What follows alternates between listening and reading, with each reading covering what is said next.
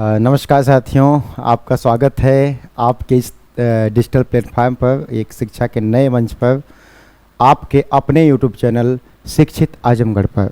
साथियों, अभिभूत हूँ मैं कि आपने इतना स्नेह दिया कि मुझे खुद यकीन नहीं हो रहा है कि आपने एक दिन में वीडियो को इतना ज़्यादा देखा है कि मतलब कहते हैं ना, दिल गार्डन गार्डन हो गया है, बाग बाग हो गया है। साथियों, आइए आज की क्लास बिना किसी भूमिका के मैं आगे बढ़ाना चाहता हूँ। दो पंक्ति आपको समर्पित करना चाहूँगा कि खुशबू आती रहे दूर से ही सही, सामने हो चमन कोई कम तो नहीं। खुशबू आती रहे दूर से ही सही, सामने हो चमन कोई कम तो नहीं। एक दुनिया उजड़ ही गई है तो क्या, दूसरा हम जहाँ क्यों बसाते नहीं। इतनी हसरत से तकती हैं कलियाँ तुम्हें, क्यों बहारों को फिर से बुलाते नहीं, क्यों बहारों को फिर से बुलाते नहीं। साथियों, दूर से ही सही हम आपसे जुड़ पाएं, आप हमसे जुड़ पाएं, ये कम नहीं है। कई साथियों को ऐसा लगता है, कई मित्रों को ऐसा लगता है, कई विद्यार्थियों को ऐसा लगता है कि अब तो पढ़ाई छोड़े एक लंबा अरसा हो गया है, मेरी तैयारी नहीं हो पाएगी। तो मैं ऐसे लोगों को बहुत विश्वास के साथ कहना चाहता हूं कि आप एक बार जुड़िए हमारे साथ। उसके बाद आपके लिए हिंदी तो बिल्कुल आसान करने का मैं आपको विश्वास दिलाता हूं। बाकी माँ सरस्वती की कृपा आप पे बनी रहे, क्योंकि सबसे आवश्यक यही है कि माँ सरस्वती की कृपा हो तभी हम आप कुछ कर सकते हैं। आइए हम सभी माँ भारती के चरणों में, माँ हिंदी के चरणों में प्रणाम करते हैं और कक्षा को आगे बढ़ाने का एक छोटा सा प्रयास करते हैं। देखते हैं कहाँ तक आज पढ़ाया जा सकता है, जहाँ तक संभव हो पाता है लेके चलेंगे। पिछली क्लास में हमने जहाँ तक पढ़ा था, एक बार सरसरी निगाह से हम उसे देख लेते हैं। साथियों, सबसे पहले आपने देखा था संस्कृत भाषा का जन्म हुआ। संस्कृत भाषा का समय आपने पाया 1500 ईसा पूर्व से 1000 ईसा पूर्व तक। आपने संस्कृत को दो भागों में विभक्त किया, वैदिक संस्कृत तथा इसका दूसरा भाग आपने बताया उत्तर संस्कृत।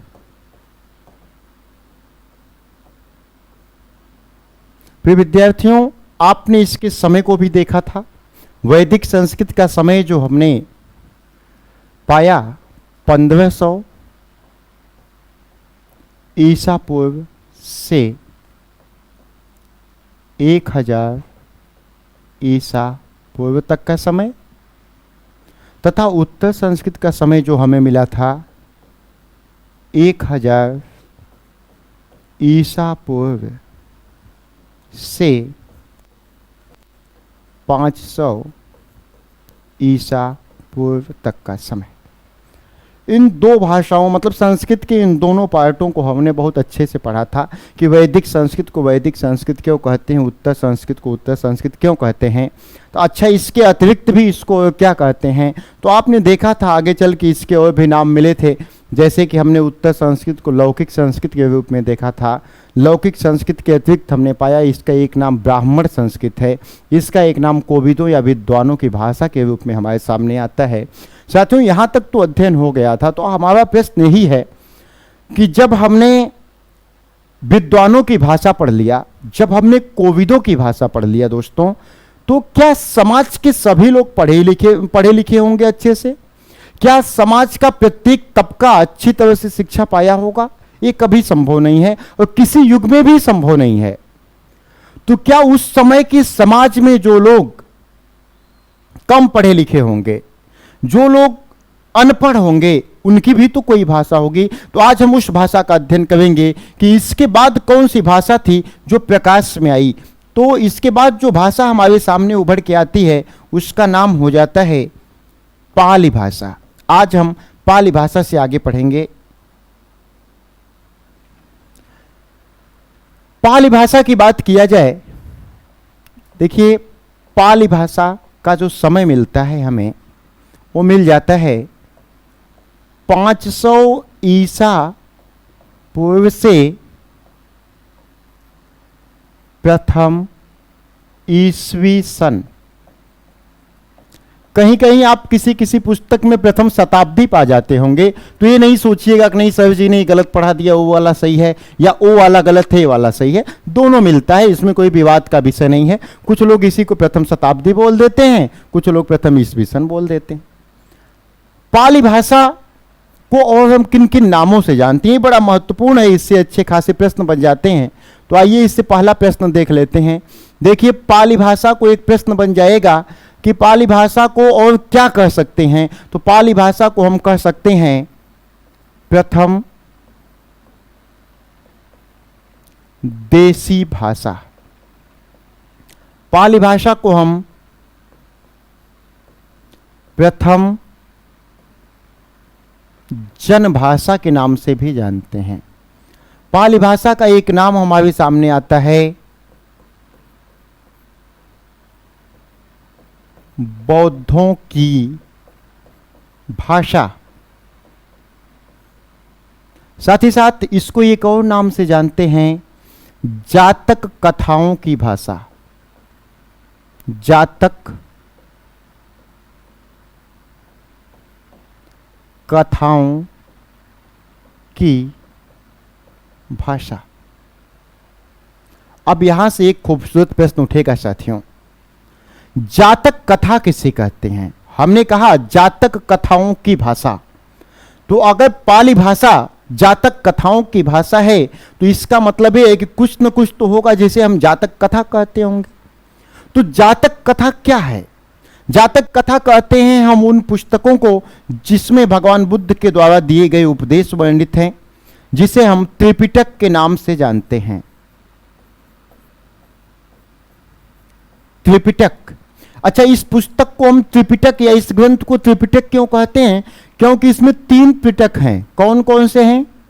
एक है अभिधम्म पिटक,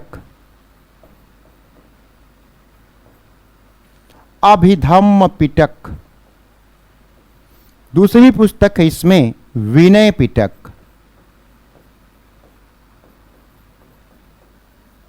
तीसरी पुस्तक हमारे सामने हो जाती है सुत्त पिटक। सुत्त पिटक। त्रिपिटक में क्या ऐसा है कि इसको जातक कथा कह दिया गया? क्यों कहा गया? त्रिपिटक भगवान बुद्ध के उपदेशों का संग्रह है। साथ ही साथ बौद्ध धर्मानुयायी अन्य भी विद्वान जो हुए जिन्होंने बौद्ध धर्म को लेकर के उपदेश आदि दिया, उनका संग्रह है। उसके अतिरिक्त इसकी आवश्यकता क्यों पड़ी? ये उपदेश क्यों दिए गए? देखिए साथियों, बौद्ध धर्मावलंबियों में भी 2 प्रकार के लोग थे। एक तो वो लोग थे जो सीधे सीधे सन्यासी बन जा रहे थे, जाके बौद्ध भिक्षु बन जाते थे। दूसरे ऐसे भी लोग मिले समाज में जो बौद्ध धर्म से जुड़ना तो चाहते थे, भगवान बुद्ध के द्वारा दिए गए उपदेशों से प्रभावित तो थे, लेकिन वो पत्नी, परिवार, बच्चे, खेती बाड़ी वाले लोग थे। तो ऐसे लोग जो गृहस्थ जीवन में थे और बौद्ध धर्म से जुड़ना चाहते थे, ऐसे लोगों के लिए उपदेश देने की आवश्यकता पड़ी कि वो बौद्ध धर्म से जुड़ने के लिए क्या कर सकते हैं, कैसे कर सकते हैं। ऐसे लोगों के लिए जो उपदेश दिया गया था उसी को त्रिपिटक में रखा गया। और ऐसे बौद्ध धर्मावलंबी जो किसान थे, जो गृहस्थ थे, जो सामाजिक जीवन में थे, ऐसे लोगों को जातक के नाम से भी जाना जाता है। इसीलिए इसको जातक कथा कहते हैं और इसीलिए पाली भाषा का एक नाम जातक कथाओं की भाषा हो जाता है। साथियों, आगे की बात कर लें। इसको एक अन्य नाम से भी जाना जाता है। पाली भाषा को प्रथम प्राकृत भी कहा जाता है। प्रथम, किसी किसी पुस्तक में आप देखेंगे इसको प्राकृत प्रथम लिखा गया है। प्राकृत प्रथम, कोई अंतर नहीं है। प्रथम प्राकृत कह लीजिए या प्राकृत प्रथम कह लीजिए, कोई दिक्कत नहीं है। जानते रहिए, परीक्षा में प्रश्न यहां से उठता है। दोस्तों, आगे की बात कर लेते हैं। क्या पाली भाषा के बाद कोई भाषा और आगे आई? तो बिल्कुल आई। हमारा जवाब हो जाएगा आई। क्यों आई? क्योंकि देखिए, भाषा नदी का जल जैसे प्रवाहित होता है, उसी प्रकार भाषा सदैव आगे बढ़ती रहती है। भाषा में जब ठहराव हो जाएगा तो इसकी भी दशा नदी के उस जल के भांति ही हो जाएगी। जैसे नदी के जल को ठहराव मिलने के बाद नदी का जल सड़ जाता है, उसी प्रकार जब किसी भाषा में ठहराव आ जाएगा तो भाषा धीरे धीरे समाप्त हो जाएगी। तो भाषा बहते हुए जल की भांति है। जैसे नदी का जल जितना प्रवाह के साथ बहता रहता है उतना ही स्वच्छ रहता है, उसी प्रकार भाषा जितना विकास करती जाती है, उतना आगे बढ़ती जाती है, उतना सुदृढ़ होती जाती है। तो भाषा को हम जब देख रहे हैं तो पाली भाषा के बाद जो हमें नई भाषा प्राप्त होती है उसे हम प्राकृत भाषा के नाम से जानते हैं। किस नाम से जानते हैं? प्राकृत भाषा के। ये जो प्राकृत भाषा है इसका समय बताया गया है प्रथम ईस्वी सन से 500 ईस्वी सन।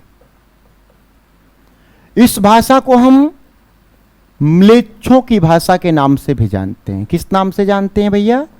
म्लेच्छों की भाषा के नाम से। इसी भाषा को हम जैनों की भाषा के नाम से भी जानते हैं। जैनों की भाषा के नाम से जानते हैं।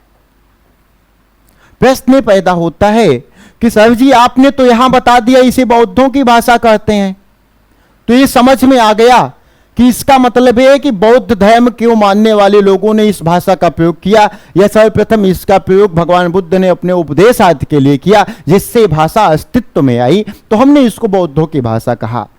लेकिन इसको हम प्रथम देसी भाषा क्यों कहते हैं, इसको हम प्रथम जन भाषा क्यों कहते हैं?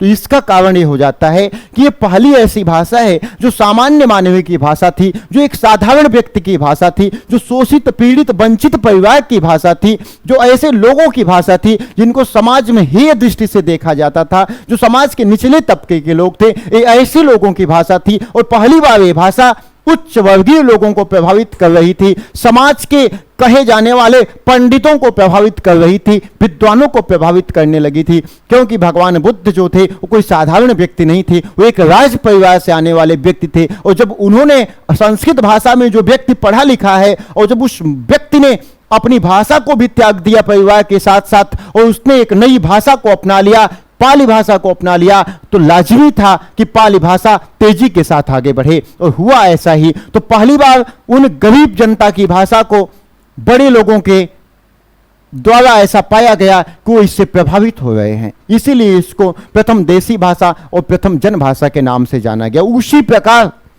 आपका एक प्रश्न बन सकता है कि सर जी इसे म्लेच्छों की भाषा क्यों कहते हैं? जैनों की भाषा तो समझ में आया कि हो सकता है जैन धर्मावलंबियों ने इस भाषा को सर्वप्रथम अस्तित्व में ले आने का काम किया हो, तो हमने इसको जैनों की भाषा कह दिया। या ऐसा भी हो सकता है कि जैन धर्मावलंबियों ने अपने इस जैन धर्म के प्रचार प्रसार हेतु सर्वप्रथम इसी भाषा को अपनाया हो और इसी भाषा को अपनाकर वो अपने इस भाषा के सहयोग से लोगों तक जुड़ पाए हों, इसलिए हमने इसको जैनों की भाषा कह दिया। लेकिन एक बात समझ में नहीं आई कि इसको हम म्लेच्छों की भाषा क्यों कहते हैं। तो बहुत सीधे से शब्दों में बता दें आप सभी को कि देखो भैया, किसी छुट्टी वाले दिन आप 10 बजे तक सोए रहना बिना ब्रश आदि किए, उसके बाद आपकी अम्मा झाड़ू लेके आएंगी आपके पास, क्या बोलेंगी?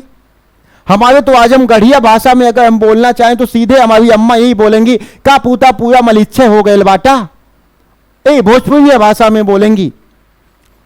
तो मेरे भाई साहब आप इस बात को समझो बच्चों, क्या हो जाएगा कि ऐसे लोग जो गंदगी युक्त थे, जिनको अभी साफ सफाई का बहुत अच्छा महत्व नहीं मालूम था, जो समाज के विकास की मुख्य धारा से वंचित थे, जो समाज के विकास की मुख्य धारा से नहीं जुड़ पाए थे, ऐसे लोगों को ही म्लेच्छों के नाम से जाना गया और इसीलिए इस भाषा को म्लेच्छों की भाषा के नाम से भी जाना गया।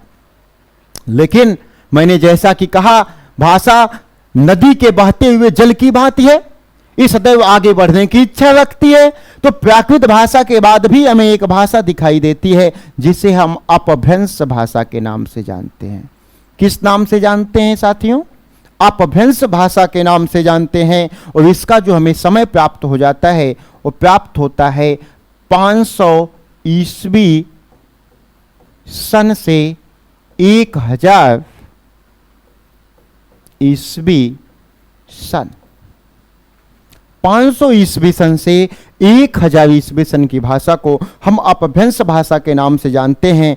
साथियों, हम आगे देखेंगे कि अपभ्रंश भाषा को हम और किन किन नामों से जानते हैं।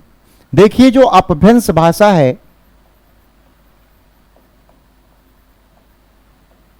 ये अपभ्रंश भाषा समय आपने देख लिया है 500 ईस्वी सन से। अच्छा, मैंने एक प्रश्न लिखा था, एक किसी बच्चे का बड़ा प्यारा सा कमेंट आया था कि सर जी आपने प्रश्न तो कई सारे लिख दिए लेकिन उत्तर नहीं दिया, आपने टॉपिक चेंज कर दिया। तो मैं उस विद्यार्थी को बताना चाहता हूं मेरे प्यारे कि मैंने उत्तर इसलिए नहीं दिया कि मैंने आपसे क्या कहा था कि मैं कुछ प्रश्नों को लिख रहा हूं जिनके उत्तर हम आने वाली कक्षाओं में खोजेंगे। अब एक बार ही मिल करके सारी बातें तो नहीं किया जा सकता है ना। और अक्सर ऐसा होता है जब आप अपनों से रूबरू होते हैं ना, तो कई बार ऐसा भी होता है कुछ बातें जो हम घर से सोच के चले होते हैं कि कर लेंगे वो भी भूल जाते हैं। तो आप ये चाहोगे कि एक ही वीडियो में पूरा हिंदी का ज्ञान हो जाए, तो मेरे भाई ये संभव नहीं है। अगर आप चाहते हैं कि सभी प्रश्नों का जवाब मिले तो आपको भी हमारा सहयोग करना पड़ेगा, आपको हमसे जुड़ना पड़ेगा। कुछ पाने के लिए कुछ करना पड़ता है साथियों। अच्छा, मैं ये नहीं कहता हूं कभी कुछ पाने के लिए कुछ खोना पड़ता है। मैंने बहुत सुना है कि कुछ पाने के लिए कुछ खोना पड़ता है, या जो खो ही देगा वो पाके भी क्या पाएगा। जब हमने एक चीज खो दिया तो दूसरी पाया तो क्या महत्व है। तो मेरा सीधा सा फंडा है, कुछ पाने के लिए कुछ करना पड़ता है साथियों। और कुछ पाने के लिए आपको ये करना पड़ेगा कि हमारे साथ लगातार जुड़े रहना पड़ेगा। आप जितना हमसे जुड़ेंगे, आपने बहुत प्यार दिया, वाकई में बहुत प्रेम दिया। जितना ज्यादा आपने कम समय में वीडियो को देखा है, जितना इसका वॉचिंग टाइम है, जितना ज्यादा लोगों इसके व्यूअर्स हो गए, वाकई में दिल धन्यवाद के लिए मेरे पास शब्द नहीं है। मैं किन शब्दों में आपका धन्यवाद करूं। लेकिन एक कसक मुझे महसूस हुई, एक कमी लगी आपकी।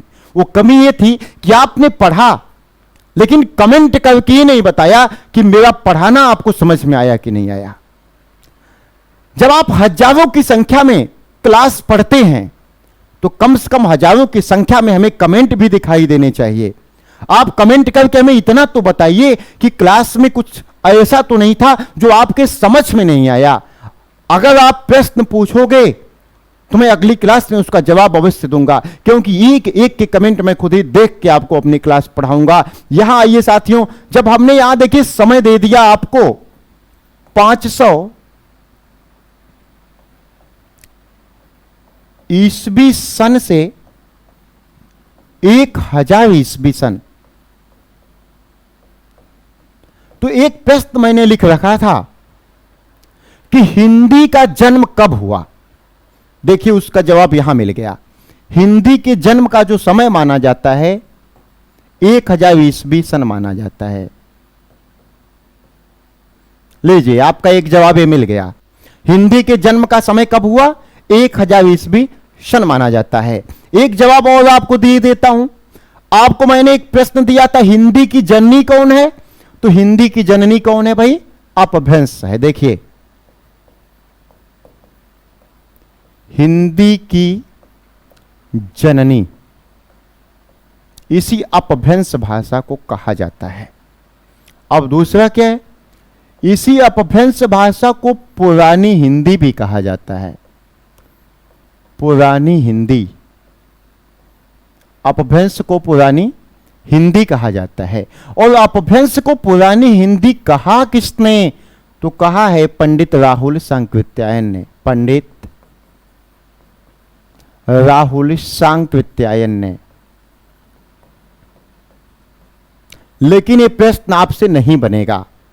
आपके एक दिवसीय परीक्षाओं में होता ऐसा है कि पूछता है पुरानी हिंदी अपभ्रंश को किसने कहा, लेकिन पंडित राहुल सांकृत्यायन विकल्प में ही नहीं होते हैं। जबकि वास्तविक प्रश्न यह बनना चाहिए कि उत्तर अपभ्रंश को पुरानी हिंदी किसने कहा, तब जवाब आना चाहिए कि चंद्रधर शर्मा गुलेली ने कहा। लेकिन आपके एक दिवसीय परीक्षाओं की यह समस्या है कि वहां पुरानी हिंदी अपभ्रंश को किसने कहा, इसके जवाब में मान लेता है चंद्रधर शर्मा गुलेली। चंद्रधर शर्मा गुलेली। अब देखिए आपके दिमाग में ये हो रहा, सर जी आप तो कंफ्यूज कर दिए, हम किसको माने परीक्षा में। तो सीधे सीधे मैं आपको बता दूं, आपसे प्रश्न पूछेगा अपभ्रंश को पुरानी हिंदी नाम किसने दिया है, तो आप बता देना चंद्रधर शर्मा गुलेवी ने दिया है। लेकिन अगर विकल्प में पंडित राहुल सांकृत्यायन दिखे तो इनको मार देना, अगर विकल्प में ये ना दिखे तो चंद्रधर शर्मा गुलेवी को मारना। लेकिन अगर ये प्रश्न को बदल दे, उत्तर अपभ्रंश को यानी अपभ्रंश की अंतिम अवस्था को पुरानी हिंदी नाम किसने दिया है, तब बता देना चंद्रधर शर्मा गुलेवी। सत्य ही है। अब जैसा विकल्प आपको मिले वैसा आप चयन करना, लेकिन मैं आपको बता दूं, आपको भ्रमित नहीं होने दूंगा। जैसे ये टॉपिक आज या कल अगली क्लास में अधिकतम 3 क्लास लग सकता है, वैसे मैं कोशिश करूंगा कि पाठ्य आज ही खत्म हो जाए। तो जैसे ये पाठ्य भाषा की उत्पत्ति आपका समाप्त होता है, मैं आपके सामने 2 प्रश्न पत्र लेके आऊंगा, प्रश्नों की श्रृंखला, जिसमें दोनों में मिला के लगभग 250 क्वेश्चन होंगे। उन लगभग 250 प्रश्नों को जब हम हल करेंगे तो उसके बाद कोई प्रश्न ऐसा नहीं बचने वाला है जो आपसे परीक्षा में बाहर चला जाए। तो आप विश्वास बनाए रखना साथियों, आपका विश्वास नहीं टूटने देंगे। हमने पिछली क्लास में एक बात कहा था कि हमारी मातृभूमि है आजमगढ़, और इस आजमगढ़ से हम देश के कोने कोने तक पहुंचने का प्रयास करेंगे। और जब हम आजमगढ़ की मिट्टी से शपथ लेते हैं कि हम देश के कोने कोने तक पहुंचने का प्रयास करेंगे, तो इसे सफल करना मेरे आजमगढ़ के मेरे प्रिय विद्यार्थियों की जिम्मेदारी बन जाता है। और जितने भी बच्चे मुझे सुन पा रहे हैं, इसको युद्ध स्तर पे लीजिए, आप खुद क्लास कीजिए। गांव की कोई मां, कोई बहन, कोई बेटी, कोई भाभी अगर कोचिंगों तक नहीं पहुंच पाती है तो उसको बताइए इस चैनल को। घर बैठे बैठे निशुल्क शिक्षा प्राप्त कीजिए, तभी तो हमारा ये जीवन सार्थक हो पाएगा। मां हिंदी ने जो थोड़ा बहुत हमें ज्ञान दिया है, अगर मैं उससे आपका भला कर पाया तो मेरा पढ़ाना सार्थक हो जाएगा, आपका पढ़ना सार्थक हो जाएगा। आइए आगे की बात करते हैं साथियों। अपभ्रंश को अवहट्ट नाम किसने दिया? अवहट्ट या अविहत्था नाम किसने दिया? तो अवहट्ट को, अपभ्रंश को अवहट्ट नाम देने वाले विद्वान हैं पंडित भोला शंकर व्यास। पंडित भोला शंकर व्यास जी ने इसी अपभ्रंश भाषा को अवहट्ट नाम दिया था। अब कई बार बच्चे इसमें भी भ्रमित हो जाते हैं कि अपभ्रंश से अलग अवहट्ट है या फिर इसी का दूसरा नाम है, तो मैं इसको भी स्पष्ट कर देना चाहता हूं। देखिए, जो अपभ्रंश कभी कभी अवहट्ट के समय की बात कर लेता है, तो अपभ्रंश का समय हमने मान रखा है 500 से 1000 ईस्वी सन, लेकिन जो अवहट्ट का मूल समय होता है इसको बताया जाता है 900 ईस्वी से 1100 ईस्वी सन। क्यों ऐसा हुआ? क्योंकि अपभ्रंश को एकाएक हटा करके हिंदी तो हम ले नहीं आ सकते थे, या हमने घोषित तो कर दिया कि चलो भाई हमारी साहित्य की भाषा, हमारी बोलचाल की भाषा, हमारे शासन प्रशासन की भाषा हिंदी होगी, लेकिन क्या जो जनता अपभ्रंश में बोल आई है बचपन से, उन लोगों को हम एकाएक परिवर्तित कर सकते हैं? ऐसा नहीं हो सकता है। इसलिए बदलते बदलते लोगों को हिंदी स्वीकारते स्वीकारते भी लगभग 100 साल का समय लग गया था। इसीलिए इसकी अपेक्षा हम 100 साल ज्यादा का समय लिखते हैं। लेकिन एक बात 100% श्योर है कि अपभ्रंश का ही दूसरा नाम अवहट्ट है, संदेह न पालना। अब दोनों को नाम दो क्यों दिया गया, इसका कारण मैं आपको बता दूं। देखिए, जब आप किसी पुस्तक का अध्ययन करते हैं तो उसकी खड़ी बोली हिंदी और जो आप आम बोलचाल में बोलते हैं वो खड़ी बोली हिंदी, दोनों में अंतर होता है। जो आप पुस्तकों में पढ़ते हैं, अध्ययन करते हैं, वह खड़ी बोली हिंदी आपको क्लिष्ट लगती है, वह शुद्ध साहित्यिक भाषा में प्रयुक्त होती है। लेकिन जो आप अपने घरों में बोलते हैं, दोस्तों से बोलते हैं, गांव में बोलते हैं, वह खड़ी बोली उसकी अपेक्षा आसान हो जाती है। उसी प्रकार अपभ्रंश का एक देहाती रूप है, अर्थात जो साहित्यिक अपभ्रंश था, जो पठन पाठन का अपभ्रंश था, वो अपभ्रंश है। लेकिन जो अपभ्रंश देहातों में बोला जाता था, जो अपभ्रंश बोलचाल की भाषा था, उसी को क्या नाम दिया गया दोस्तों? अवहट्ट नाम दिया गया। आगे की बात कर लेते हैं। इसी अपभ्रंश को डॉक्टर वासुदेव नंदन की किताब आप पढ़िएगा तो वहां मिलेगा, इसी को बिखरी भाषा कहा गया है। बिखरी भाषा, इसी को गिरी भाषा कहा गया है। इसी अपभ्रंश को नीच भाषा कहा गया है। इसी अपभ्रंश को भ्रष्ट भाषा कहा गया है। ये सभी नाम किसके हैं? तो ये सभी नाम अपभ्रंश भाषा के हैं, जो हिंदी की जननी है, हिंदी की मां है। ये कोई आश्चर्य की बात नहीं है कि इतने अच्छे अच्छे नाम क्यों दिए जा रहे हैं। आपने एक नाम सुन रखा होगा हिंदी के प्रथम आचार्य केशवदास का। केशवदास जो हिंदी के बड़े विद्वान है, व्याकरण पंडित हैं हिंदी के, वो कहते हैं कि भाषा बोली न जा नहीं जिनके कुल के दास, अते भाषा कविता कही जड़मत के सवदास। यानी हिंदी भाषा में कविता करने के कारण वह वहां कभी शर्मिंदा है कि मेरे कुल में कोई नौकर भी जिस भाषा को नहीं बोलता है, मैं जड़मत अर्थात मंदबुद्धि केशवदास उस भाषा में कविता कर रहा हूं। तो हिंदी का उस समय यही अस्तित्व था, लोग इसको हीन भाषा के रूप में देखते थे। ये तो पुरानी हिंदी है, तो सोचिए इसके बाद वाली हिंदी की क्या क्या दशा हुई होगी। लेकिन फिर भी कहते हैं ना कि जिनके पांवों की मिट्टी ढलानों की है, चाह फिर भी उन्हें आसमानों की है। उनकी नाकामियों पर भी हमें नाज है, जिनकी कोशिश हमेशा उड़ानों की है। साथियों, जो कोशिश करते हैं ना वही कामयाब होते हैं। घरों में बैठने वाले लोग कभी कामयाब नहीं हो सकते हैं। अगर आपको कामयाबी चाहिए तो आपको कर्म करना पड़ेगा।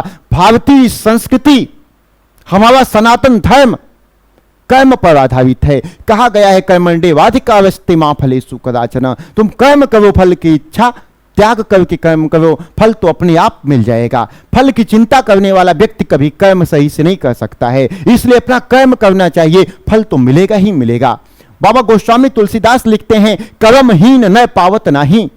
जो व्यक्ति कर्महीन होता है वो कुछ भी नहीं पा सकता है। इसलिए मैं आप सभी से कहना चाहता हूं, जिन लोगों के मन में किसी भी प्रकार के ऐसे भाव उठते हो कि मैं सफलता नहीं पाऊंगा, मेरा सिलेक्शन नहीं होगा, मैं पढ़ने में कमजोर हूं, आप इन सभी बाधाओं को पार कर सकते हैं। ये कोई बहुत बड़ी बात नहीं है। अपने दिमाग से एक झटके में निकाल के फेंक दीजिए, आपका सिलेक्शन भी होगा, आप सफल भी होंगे, आपका मान सम्मान भी बढ़ेगा, आपका रुतबा भी बढ़ेगा।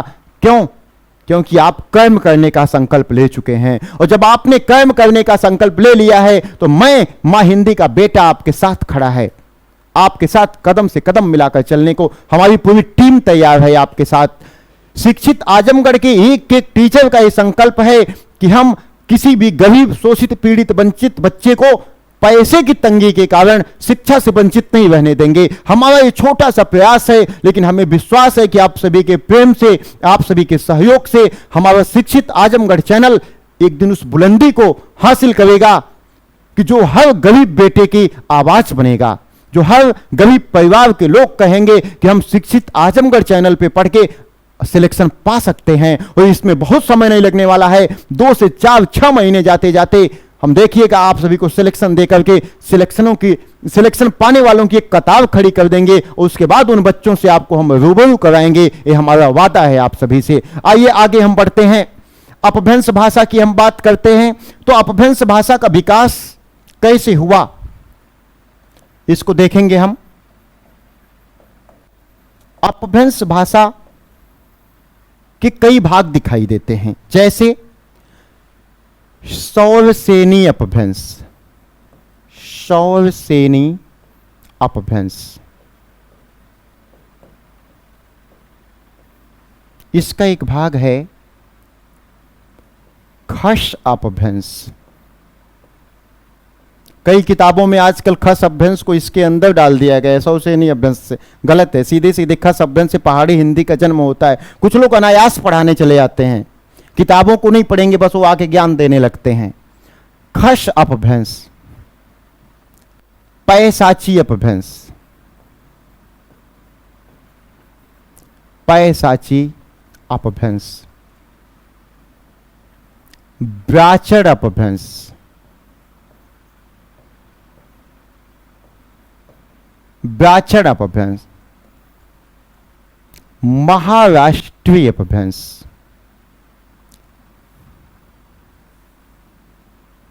महाराष्ट्रीय अपभ्रंश,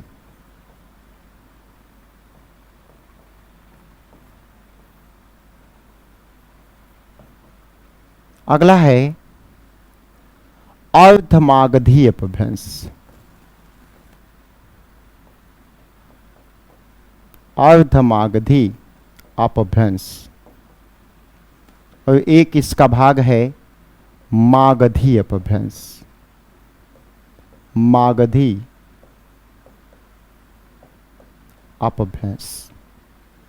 इन्हीं 7 अपभ्रंशों से हिंदी की 5 उपभाषाओं का जन्म होता है तथा 18 बोलियों का जन्म होता है। आइए हम देख लेते हैं कि यह जन्म कैसे होता है। देखिए, सौसेनी अपभ्रंश के कुल 3 भाग होते हैं। जैसे कि इससे निकलता है पश्चिमी हिंदी,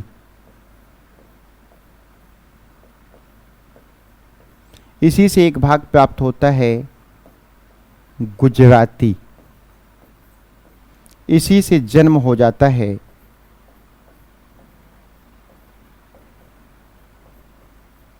राजस्थानी हिंदी का, राजस्थानी हिंदी का। देखिए, पहला, दूसरा। अच्छा, अपभ्रंशों की संख्या कितनी है? अपभ्रंशों की संख्या है 1, 2, 3, 4, 5, 6, 7। खस अपभ्रंश से जन्म हो जाता है पहाड़ी हिंदी का, पहाड़ी हिंदी का। पैशाची अपभ्रंश से जन्म लेती हैं पंजाबी तथा लन्हदा। ब्राह्मण अपभ्रंश से जन्म हो जाता है सिंधी भाषा का। महाराष्ट्री से जन्म होता है मराठी भाषा का। अर्धमागधी से जन्म होता है पूर्वी हिंदी का। मागधी से जन्म हो जाता है बांग्ला भाषा का। मागधी से जन्म होता है असमिया भाषा का। और मागधी से ही जन्म होता है उड़िया भाषा का। तथा मागधी से ही जन्म हो जाता है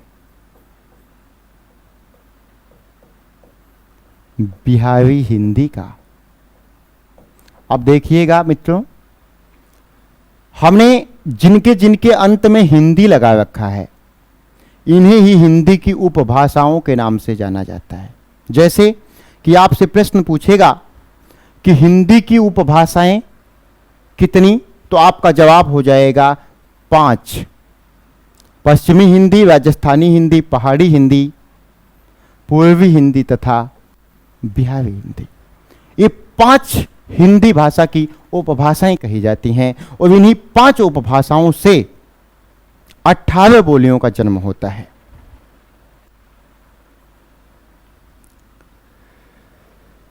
पश्चिमी हिंदी से जो बोलियां जन्म लेती हैं उनका नाम है ब्रज,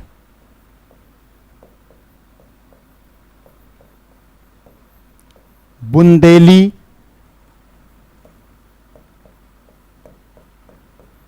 बांगरू,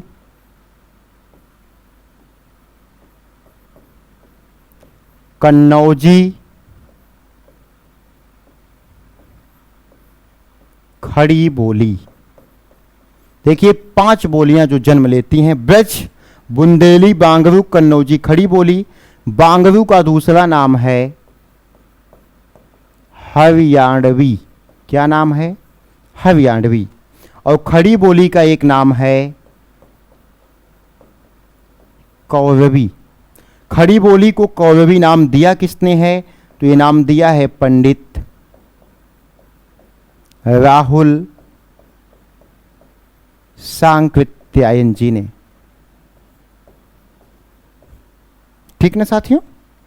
राजस्थानी हिंदी की जब हम बात करते हैं तो इससे चार बोलियों का जन्म हो जाता है।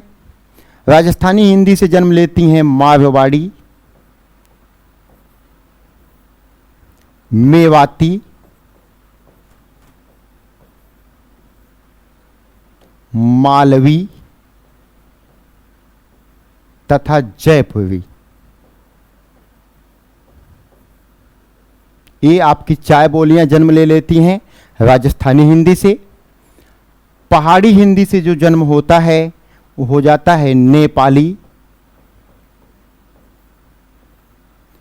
कुमाऊनी,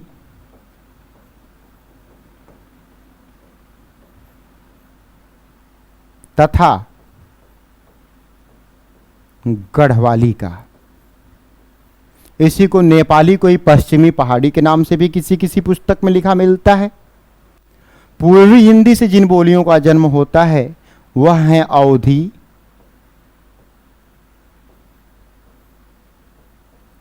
बघेली,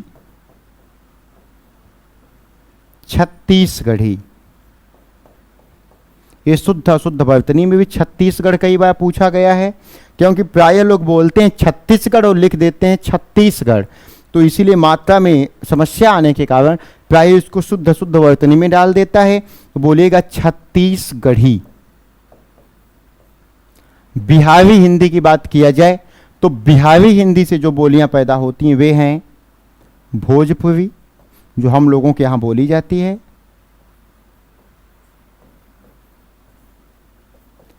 मैथिली,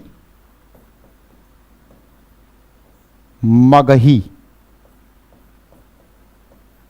काउंट कर सकते हैं 1, 2, 3, 4,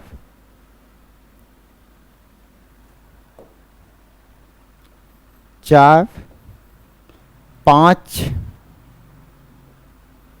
6, 7, 8, 9,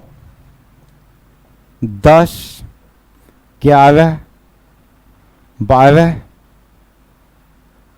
13, 14, 15, 16, 17, 18। आपके इन 5 उपभाषाओं से 18 बोलियों का जन्म हो जाता है। साथियों, हमारी जो हिंदी है वर्तमान में खड़ी बोली को ही हिंदी के नाम से दुनिया में जाना जाता है, और आज ये विश्व की तीसरी सबसे बड़ी बोली है। विश्व की तीसरी सबसे बड़ी बोली है, लेकिन हम देख सकते हैं कि पश्चिमी हिंदी से एक बोली के रूप में पैदा होती है। लेकिन समय समय की बात है, बात ये आ जाती है कि आप लोग इसको याद कैसे करेंगे, क्योंकि याद करने में तो बड़ी मेहनत हो जाएगी। तो देखिए, याद करिएगा। यहां देखिए ब ब ब, तीनों के नाम में क्या है? ब है, तो यहां से ब को कॉमन ले लीजिएगा। बाद में यहां देखिए क कन्नौजी और कौरवी है, और ऐसे भी भूलने की कोई बात नहीं है साथियों, क्योंकि ब्रज अपने कान्हा का क्षेत्र है, कैसे आप भूलिएगा। बुंदेली महारानी लक्ष्मीबाई का क्षेत्र है। बांगरू या हरियाणवी सपना चौधरी डांसर खूब है, आप लोग डांस करते हो यार, तब कैसे भूलोगे। कन्नौजी आप जानते ही हो, सांसद अखिलेश यादव हैं, तो उनकी धर्म पत्नी है डिम्पल भाभी, तो ये उनका क्षेत्र है, भूलने का कोई सवाल ही नहीं है। वो फिर देवर कैसा जो भाभी को भूल जाए, सवाल ही नहीं पैदा होता है। और खड़ी बोली कौरवी, आपके चैनल का नाम है शिक्षित आजमगढ़, और आजमगढ़ के ही एक विद्वान थे, आजमगढ़ के ही एक पूर्वज थे जिनका नाम था पंडित राहुल सांकृत्यायन, इन्होंने ही खड़ी बोली को कौरवी नाम दिया था। तो हम आजमगढ़ वाले इसको भूल कैसे सकते हैं, संभव ही नहीं है। बात करें अगर राजस्थानी हिंदी से पैदा हुई बोलियों का, तो देखो इसमें आगे से ले लेना 2 अक्षर माल, इसमें ले लेना मेवा, यहां ले लेना माल, और यहां ले लेना जयपुरी, और इसको पढ़ देना तो हो जाएगा माल मेवा माल जयपुरी राजस्थानी। राजस्थानी से क्या पैदा हुआ? माल मेवा माल जयपुरी हो जाएगा तुरंत आपको याद। अब बात करते हैं इसको कैसे याद करेंगे पहाड़ी हिंदी से। तो नेपा है, नेपा है, बोले कौन नेपा? नेपा है माने छिपा है, तो 2 अक्षर हमने ले लिया, नेपा है कौन? कुमाऊं गढ़वाला। नेपा है कुमाऊंगढ़ वाला, यानी छिपा है कुमाऊंगढ़ वाला। कहां छिपा है? पहाड़ी पे। नेपा है कुमाऊंगढ़ वाला पहाड़ी पे। याद हो गया? कैसे नहीं याद होगा? इसको याद कर लेना। अब पूर्वी बाघों से 36 का आंकड़ा, अब पूर्वी बाघों से 36 का आंकड़ा। वही सो बाघों से यार काहे को हम दोस्ती करें? 36 का आंकड़ा ही कर लो, आगे पता चले झूठे में द्वंद करना पड़े। देखो साइड चेंज करो यार, आगे बात करते हैं। यहां क्या कैसे याद करोगे? तो बोलना भोजपुर में मेथी महंगी, तड़का लगाना बंद। भोजपुर में मेथी महंगी। 28 बोलियां नहीं याद हो तो फिर हमें याद कर लेना। कहना कि संतोष सर एक बार फिर से क्लास पढ़ाइए। फिर से पढ़ाऊंगा। जब तक आपको एक एक अक्षर याद न हो जाए तब तक मैं पढ़ाने के लिए कृत संकल्पित हूं। और क्लास से ही पर आज देता हूं विराम। भाषा की उत्पत्ति का एक पाठ जो हमने पिछली क्लास में आपको बताया था आज समाप्त हुआ। भाषा हमें खड़ी बोली हिंदी के रूप में प्राप्त हो जाती है। मिलेंगे अगली क्लास में तो बात करेंगे भाषा के रूप और स्वरूप पर। देखेंगे किसे कहते हैं भाषा का रूप और किसे कहते हैं भाषा का स्वरूप। तब तक के लिए लेता हूं आप सभी से विदा। आप सभी का दिन शुभ हो, रात्रि मंगलमय हो। जय हिंद, जय हिंदी।